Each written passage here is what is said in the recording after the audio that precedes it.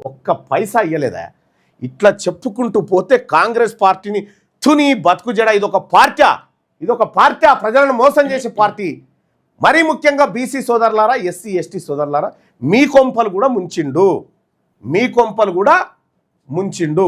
Youth డిక్లరేషన్లని అవ్వని ఇవ్వని ఎట్లా కాంగ్రెస్ పార్టీకి సావు అయితే ఉత్తగరాదు, పురుగుల వాడి చచ్చిపోతుంది.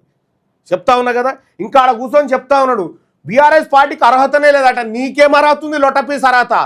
నువ్వు దొంగవు తయారైనవు బీసీల పాలిట. యూత్ డిక్లరేషన్ ఇగో, పారదర్శక ఉద్యోగ నియామకాలు, ఈడబ్ల్యూఎస్ వర్గాల విద్యార్థులందరికీ ఫీజు రియంబర్స్. ఈ ఈడబ్ల్యూఎస్ ఎవరు తీసుకొచ్చిండ్రా గాడిది కొడుకులారా?